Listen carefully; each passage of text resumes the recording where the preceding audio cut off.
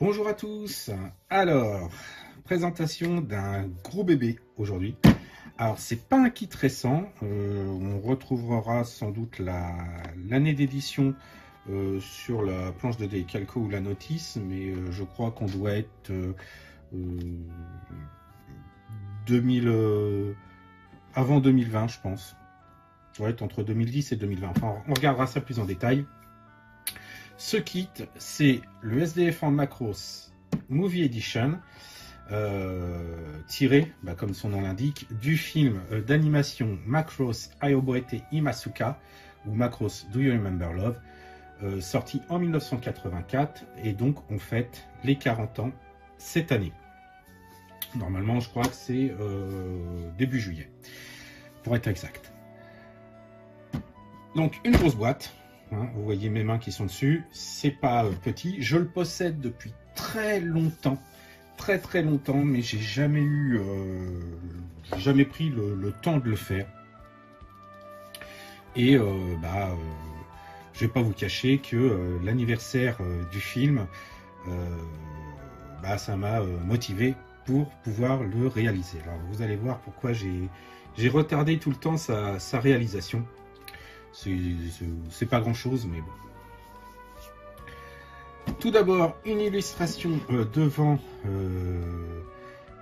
d'Hidetaka Tenjin. La signature est là, mais cette illustration est aussi visible dans ses artbooks. Une très belle illustration avec un SDF1. Alors c'est sûr que pour ceux qui connaissent que Robotech, le design là du SDF1 va un petit peu les interpeller. Mais moi personnellement, en mode forteresse, je préfère nettement celui-là à celui de la série TV. Pour ceux qui connaissent pas le film, vous verrez que je vous ferai peut-être un petit topo. Non, en fait, je vais pas vous faire de topo. Je vous renvoie plutôt sur ma vidéo consacrée au artbook This is Animation, donc consacrée au film Macross Do You Remember Love, où là vous verrez les caractères design, les méca design. Beaucoup de choses ont changé entre la série télé et le film, et au final le film sert maintenant de point de départ, en tout cas au niveau design, pour toutes les séries Macross, que ce soit au niveau des uniformes, au niveau du méca design, même au niveau des engins, que ce soit le Macross 7, le Frontier ou autre. On voit que c'est beaucoup plus inspiré du design, donc du film, que des séries télé. Donc je vous renvoie vers cette vidéo pour avoir plus de détails. Donc une illustration qui est, ma foi, assez sympa. Sur le côté de la boîte, une photo du modèle terminé, monté et peint en vue de dessus, oui, 3/4. Une vue latérale ici. La première chose qu'on constate, c'est que au niveau des bras, ce n'est plus le Daedalus et le Prometheus qui sont de chaque côté, mais l'ARM 1 et 2. Alors on reviendra quand je vous montrerai la notice, mais l'ARM 1 et 2, on les voit tout au début de la série. Lorsque les Antradi arrivent dans le système solaire, c'est les deux porte-vaisseaux qui sont détruits. Ici, on nous montre une photo timbre-poste où on voit que il est possible de ne pas mettre les bras et de mettre la forteresse donc sans les deux ARM. Une vue de dessous. Ici, précise que l'on a le Destroying Monster ainsi que différentes versions des VF, donc des fighters Valkyrie, ou un 4 millième. Donc, parce que c'est l'échelle de la maquette, j'ai oublié de le préciser, un 4 millième. Et ici, sur le côté, on a les caractéristiques, donc un rappel de l'échelle. La taille du kit monté, donc 303 mm, pour 14, presque 15 cm de large, je crois, lorsque les bras sont déployés. Il y a 245 pièces pour l'assembler. De l'autre côté, des photos issues du film, avec ici le détaillage de l'ARM, donc justement, hein. Ici, le plan d'introduction du SDF1, la première fois qu'on le voit dans le film. Ici, une photo du SDF1 en mode battery, on va dire, donc qui n'est pas du tout dans la boîte, hein, le kit n'est pas transformable, et d'autres photos issues du film. Et quelques conseils qui sont en gros, il faut de la peinture et de la colle. Et bien, maintenant, on va ouvrir la boîte. Hop. Et dans la boîte, qu'est-ce qu'on trouve? On trouve une notice, une planche de décalcomanie, la photo découpe. Alors, la photo découpe, je l'ai achetée à part, hein, elle ne fait pas partie du tout du kit de base, je vous la présenterai. Et les pièces. Ce que je vous propose, c'est de jeter un coup d'œil sur la notice pour commencer. Ok, alors, la notice. Donc, c'est les notices Hasegawa, mais celle-ci n'est pas en accordéon, elle est sous forme de livret. Donc, devant, on a une photo en noir et blanc du modèle monté et peint avec les logos du film, donc Macross et en katakana, harigana et kanjin. Il y a tout là-dessous. Donc Ayobo et Masuka, donc ça c'est vraiment le logo du film et non pas celui de la série de TV. Le copyright Big West qui est les déteneurs de droits Macross sur le territoire japonais. Un petit résumé de la forteresse spatiale et du film, parce que en plus du Kara design et du mecha design, l'histoire diffère un petit peu. Le thème est toujours le même, les Entradiens arrivent sur Terre, sont confrontés à la culture humaine, Minmay pousse la chansonnette, et tout le monde fait la paix à la fin. Voilà, je vous ai résumé ça très condensé, mais il y a de multiples différences, à savoir par exemple que Hikaru fait déjà partie de l'armée et est déjà pilote. Minmay est déjà une star reconnue de la chanson. Les Valkyries pardon. Sinon l'ami Ivan et l'ami Ratatars vont encore se moquer de moi et ils n'auront pas tort. Donc les Valkyries sont similaires à quelques détails près. Je vous renvoie vers ma vidéo sur le Fighter Strike que j'avais fait où je détaille certaines différences comme le cockpit. Il y a également des différences au niveau des mains. Hein. Les mains des Valkyries dessins animés sont toutes rondes alors que les mains des versions film sont plus anguleuses, rectangulaires. Enfin, bon, il y a plein d'autres différences dans le design mais également dans l'histoire. Dans les détails en tout cas. Donc, au niveau de la notice, nous avons ici l'ensemble des pièces visibles, disponibles, pardon, très peu de pièces qui vont être non utilisées, essentiellement des polycaps qui vont pas être utilisés. Donc ça, moi, ça m'intéresse parce que pour certaines modifications, les polycaps c'est toujours intéressant. Et au niveau du socle, la base, elle est commune avec les socles qui servent à exposer les fighters. Par contre, le pied étant différent, le système de support pour les avions n'est pas utilisé. Ici, hop là, j'étais hors champ. Ici, les peintures à utiliser. Et vous avez certains... Alors, toujours le même système avec Hasegawa, à savoir... Les chiffres blancs sur fond noir, ce sont les références utilisées dans la notice de montage, mais également les références des peintures Laker de chez Hobbycolor. Et les chiffres avec un H et derrière donc un chiffre noir dans un carré transparent ou blanc. Ça, ce sont les références pour la gamme Akoeus. Donc c'est celle que moi j'utilise régulièrement. Par exemple, vous avez ici... quelque part je crois, toc toc toc, je sais plus où je l'ai vu, je crois qu'il y avait du H35 quelque part, voilà, H35, donc sur la notice elle est notée comme le numéro 80, ici H35, hop, je prends dans ma réserve de peau H35, le voilà, donc c'est le bleu cobalt. Alors je sais déjà qu'il sert à faire le, hop, je vais vous montrer ici, voilà, il sert à faire le pont le marquage du pont d'envol sur l'ARM. Et c'est pour ça d'ailleurs qu'on a ici un tout petit astérisque à côté du chiffre 80. Et ici marqué en japonais que j'ai pu traduire grâce à mon application sur le téléphone. Donc toutes les couleurs qui ont ce petit marquage là, ce petit astérisque, c'est pour dire que elles ne sont pas nécessaires si vous utilisez les décalcomanies. Donc on revient là-dessus, mais en effet la piste d'envol de l'ARM, oui c'est ça, est donc fournie en effet sous forme de décalcomanie. On a ici le montage,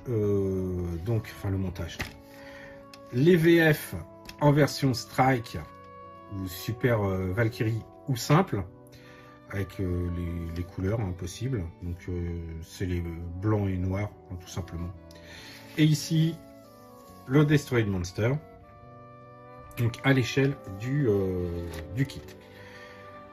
On commence le montage ensuite de la forteresse proprement dit par l'avant, donc par ce qui est les canons lorsqu'il est en battloïd, donc les extrémités, avec ici les espèces d'excroissance, ici les pièces qu'on assemble pour faire la suite, qui se collent, donc si je me souviens bien, derrière, on verra ça plus tard, c'est pour plus tard.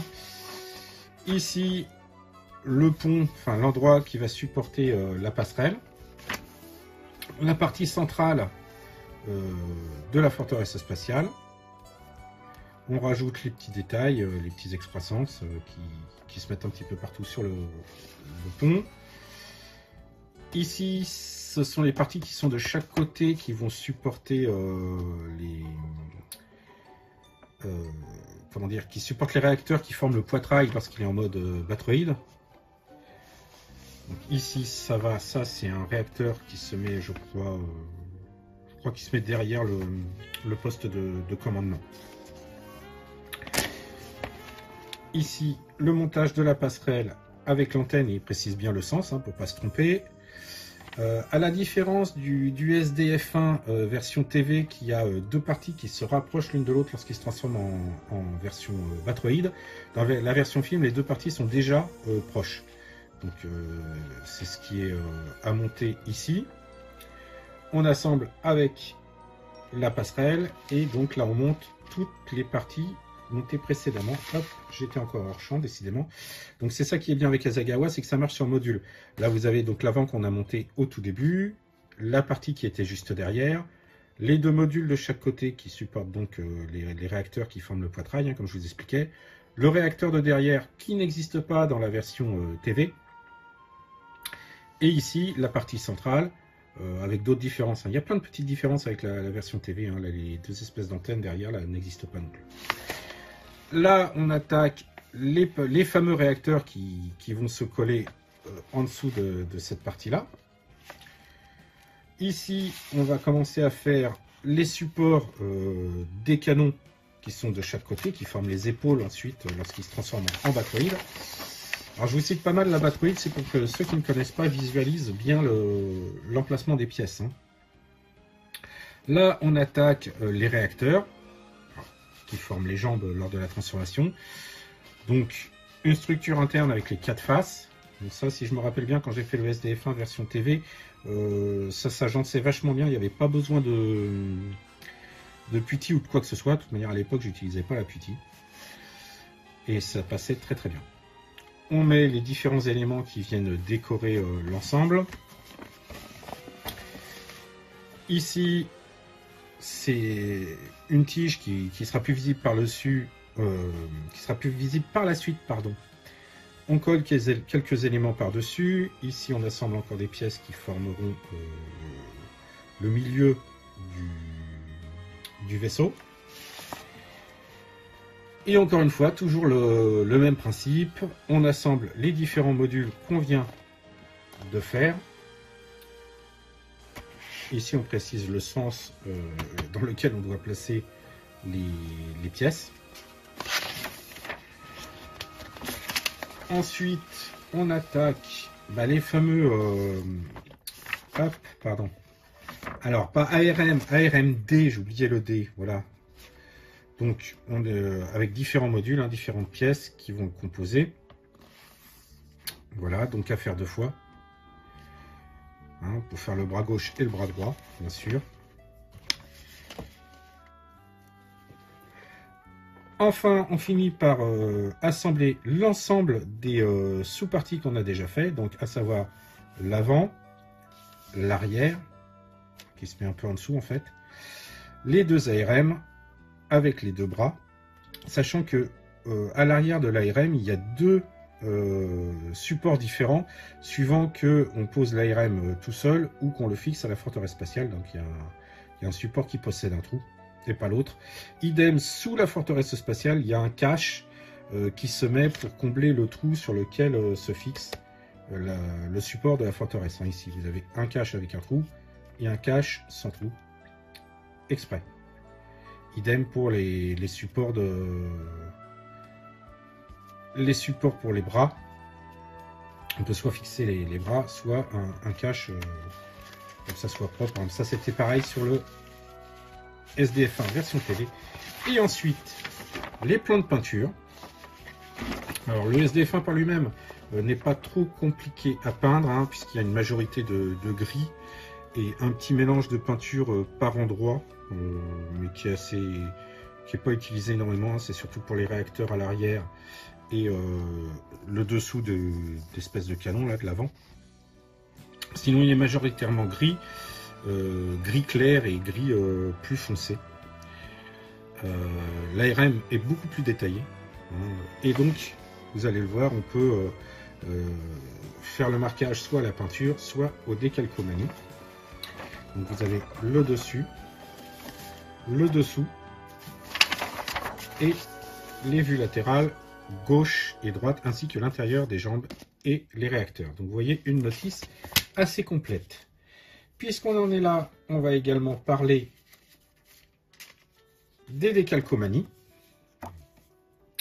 Et du coup, j'ai la date de sortie du kit, donc qui date de février 2015.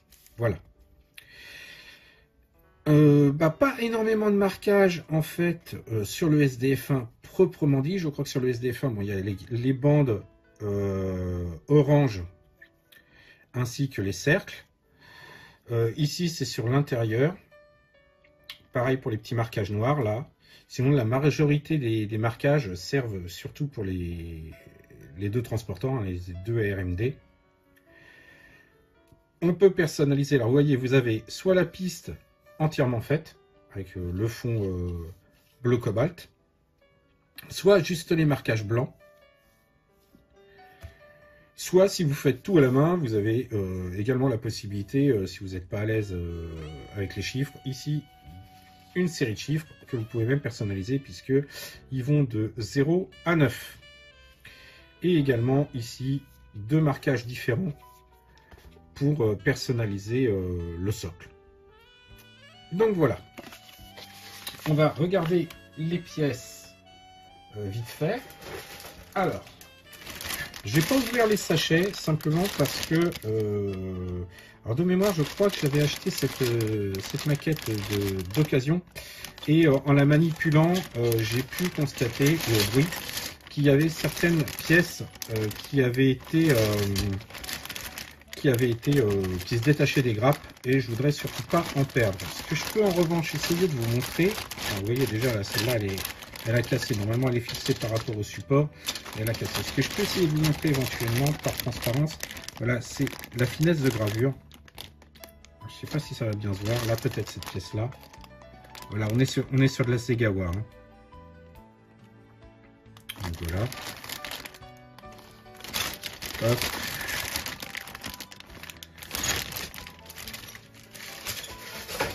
Alors, il est moulé dans 3 plastiques. 3 couleurs de plastique différents. Donc là ici vous avez la teinte pour les pieds des réacteurs, l'extrémité des réacteurs. Ici vous avez la majorité ce gris là, c'est la majorité de la partie grise du SDF1 donc. Alors là, peut-être que là oui je peux vous montrer encore la finesse de la gravure, parce que ça c'est vraiment à l'avant, ça va peut-être se voir là. Donc avec un petit jus, ça va être vraiment sympa. Cette plaque-là, alors cette plaque-là, c'est un peu particulier. Ce sont les fighters. Alors donc pour pouvoir les récupérer, il faut passer une lame de cutter en dessous, découper en dessous, là, comme ça, pour le décoller. Donc moi, ce que j'avais fait sur les précédents, je les avais peints et j'avais décollé la pièce, celle-là. Pour le SDF1 version TV. Voilà, pour la version film, je crois pas que je vais mettre les fighters. Et vous avez un autre plastique, un peu plus bleuté, gris bleuté, pour l'autre teinte. Vous voyez, quand je disais des pièces qui s'étaient détachées, vous voyez. Donc ça, j'ai vraiment pas envie d'en perdre, donc c'est pour ça que j'ouvrirai pas le sachet, j'ai vraiment pas envie de prendre de risque. Voilà. Et le dernier point, voilà, la photo découpe. Alors, pour ceux qui ne savent pas ce qu'est la photo découpe, ce sont des kits d'amélioration de maquettes. Alors ça n'existe pas pour toutes les maquettes et bien souvent ce n'est pas forcément l'éditeur de la maquette qui fait ces kits d'amélioration. Là c'est Hasegawa qui a sorti son propre kit de détaillage pour ces deux SDF1. La plaque sert pour les deux SDF1. Alors on ne peut pas faire complètement deux SDF1 avec l'ensemble de ces pièces là parce qu'il y a certaines pièces qui sont communes aux deux forteresses. J'avais reçu la plaque de photo découpe assez tardivement, pendant que j'étais en train de faire la version Batroid du SDF1 version TV. Je vous mets le lien si vous voulez voir la review. Je vous mets aussi une petite photo. Donc j'avais utilisé les antennes pour le Daedalus et le Prometheus. Mais il y avait d'autres choses que j'aurais pu utiliser et je regrette franchement de ne pas l'avoir eu. Par exemple, il y a l'antenne du poste de commandement du SDF1 qui est spécifique à la version TV, qui n'est pas la même que la version film. Donc la photo découpe, c'est une planche métallique, comme vous voyez, donc très fine, très souple, avec des pièces donc à découper et à plier pour obtenir la forme voulue. Et donc, pour pouvoir les placer au bon endroit, on a une notice, bien sûr. Et là, on arrive sur la notice à rallonge, très grande. D'un côté, on a pour le SDF1 version film, et de l'autre côté, avec moins de pièces, le SDF1, donc version TV, avec certaines pièces communes, mais d'autres qui sont comment dire, propres à la version TV ou film. Là, par exemple, vous voyez, il y avait les dérives pour le Prometheus et Daedalus. Quand je me souviens que moi j'en avais perdu une et que j'avais été obligé de redécouper un morceau de carte plastique pour la refaire, et que je vois qu'elle était là dispo sur cette plaque que j'ai reçue après, ça dégoûte un peu. Alors, parmi les choses que l'on peut améliorer, on a donc des gravures pour mettre sous la partie avant, là, les premières pièces que l'on va faire, que l'on monte, hein, vous voyez.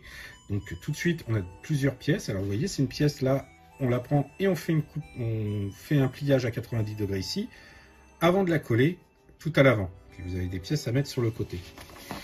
Les espèces d'excroissance que vous avez aussi en plastique, on peut les remplacer avec ces pièces-là. Alors, pour vous donner un ordre d'idée de la taille, ce que vous voyez là, c'est ça, ce que vous avez là. Vous voyez ma main. Donc c'est très très fin à plier. Je vous montrerai, j'ai un petit appareil pour m'aider à plier, sinon on plie en coinçant une partie sous une règle, et avec une lame de cutter, on redresse jusqu'à obtenir l'angle voulu. Donc on a des pièces pour les différentes phases, on a également aussi des pièces de personnalisation qu'on verra peut-être même plus après. Ici, il faut couper les espèces d'antennes qui sont à l'arrière du SDF1 du poste de commandement pour rajouter, pour remplacer par des pièces métalliques plus fines. On a une pièce à mettre en dessous. Donc voilà, je vais pas faire l'ensemble. Donc là, c'est la fameuse antenne dont je vous parlais tout à l'heure, qui est spécifique au film.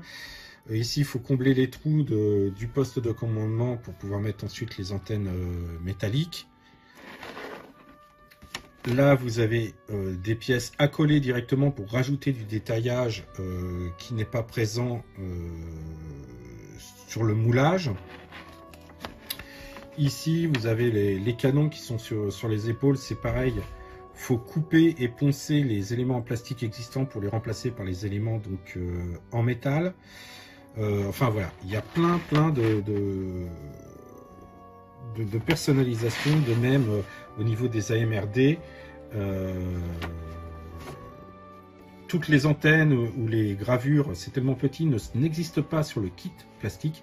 Donc tout est à personnaliser avec ces planches de photo découpe. Alors j'espère pouvoir en mettre un maximum, j'espère même pouvoir toutes les mettre, mais c'est tellement petit, tellement fin que je suis pas à l'abri de me rater et de malheureusement pas pouvoir forcément tout mettre. Enfin bon, j'espère quand même. Dernier détail, cette photo découpe se colle à la Glu 3, enfin à la cyano, donc à coller avant de peindre la pièce, bien entendu. Donc voilà, c'est terminé pour cette présentation. Il n'y a plus qu'à s'y mettre.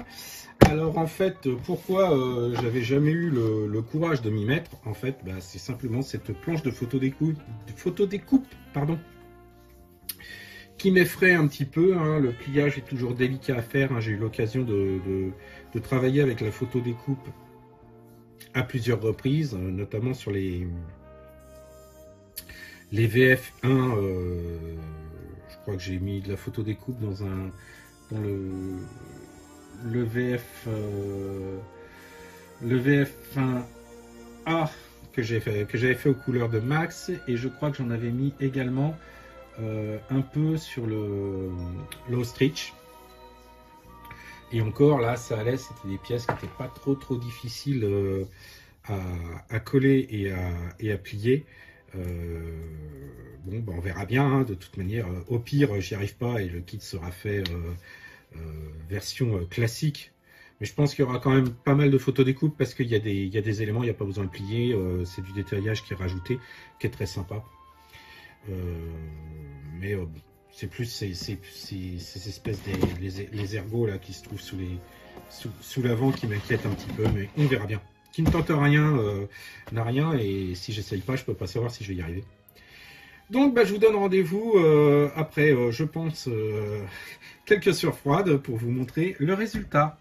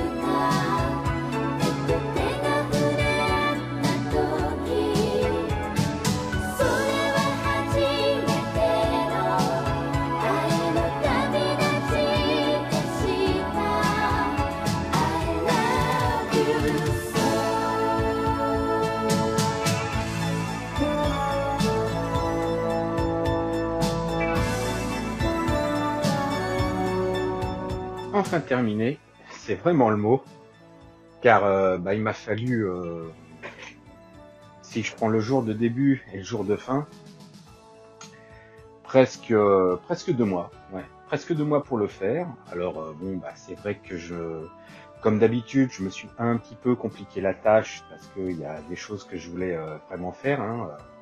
Je vais en reparler, vous présentant la maquette un peu plus en détail. La photo découpe, hein, c'est beau, c'est joli, mais c'est une belle galère à mettre quand c'est vraiment tout petit, hein. Je vous montrerai aussi là quand je vais arrêter le petit tourniquet. Mais par contre, super content du résultat. Franchement, alors déjà, je préférais cette version-là à la version TV, déjà dans le dessin animé, hein, pour dire les choses clairement, mais en maquette encore plus, d'autant plus que, alors je vous renvoie hein, vers la vidéo du premier SDF1 que j'ai fait version Azegawa. Le kit Azeg comporte pas mal d'erreurs, notamment parce que je pense qu'ils se sont basés sur ce kit-là pour faire le kit version TV, mais bon, c'est pas le sujet. Ce que je vais faire, c'est que je vais arrêter le petit manège, et puis je vous retrouve tout de suite après. Alors donc, revenons un peu plus en détail sur ce Macross SDF1 version film. Donc, Ayoboete Imasuka, Do You Remember Love, donc dont on fête les 40 ans aujourd'hui, donc le 7 juillet 2024. Ce sont les 40 ans du film, hein, puisqu'il est sorti au Japon le 7 juillet 1984, pour être exact. C'est pour ça que cette vidéo sort un dimanche et non pas un samedi, comme d'habitude.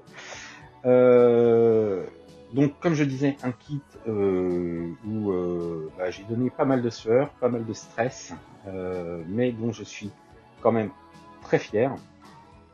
Ne serait-ce parce que déjà j'ai réussi à poser toute la photo découpe, et croyez-moi, il y en a pas mal.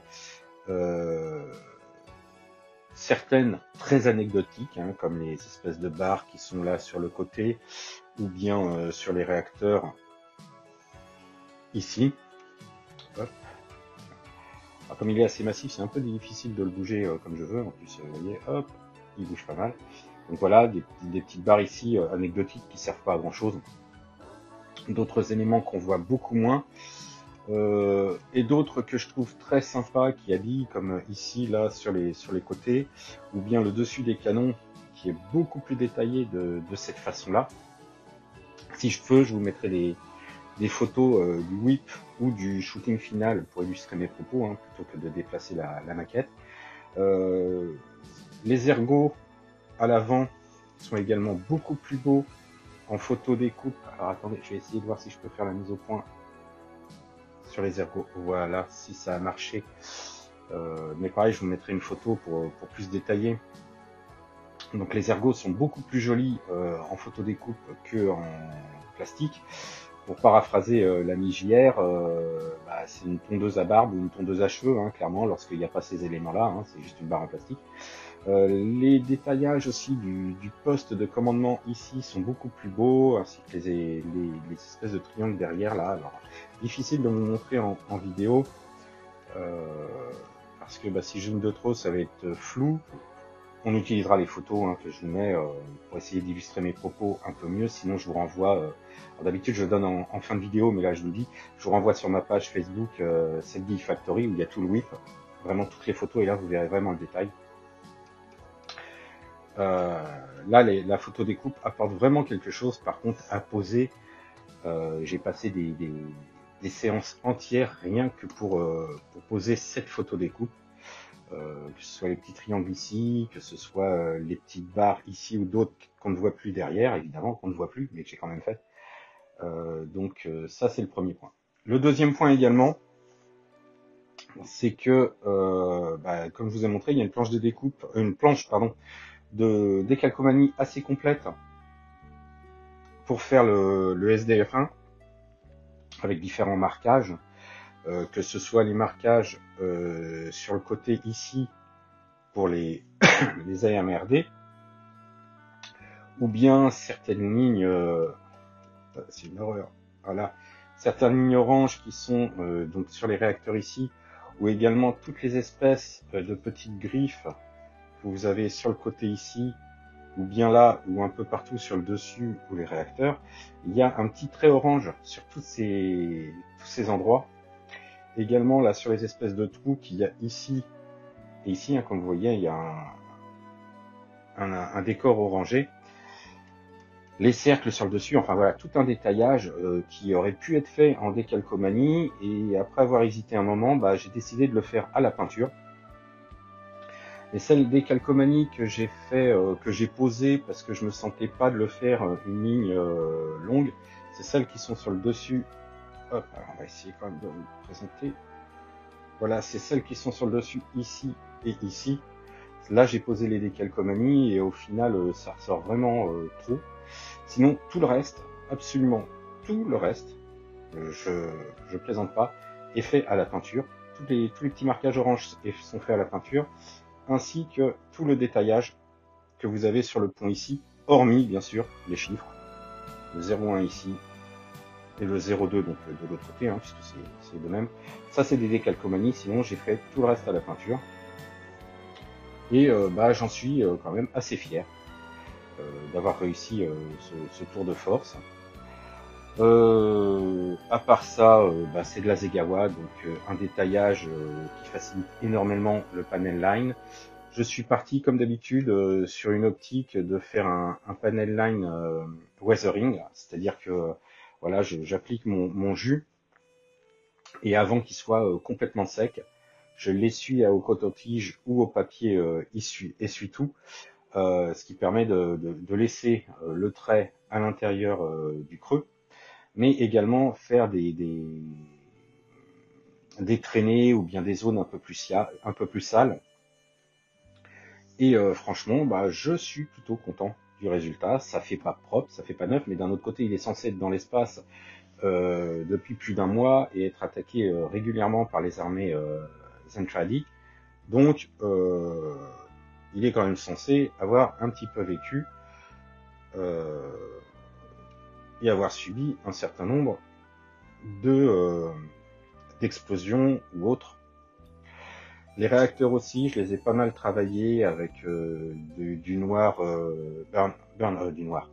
du métal burn iron, donc, qui fait un peu métal brûlé, avec ensuite de la poudre noire de weathering Asahigawa pour un petit peu salir le tout. Hein. Alors évidemment, ça se voit plus tellement, surtout à la caméra, mais ça donne un effet qui est relativement sympa au niveau des réacteurs. Bah, à part ça, pas grand chose à dire, à part bah, que je suis vraiment très content du résultat.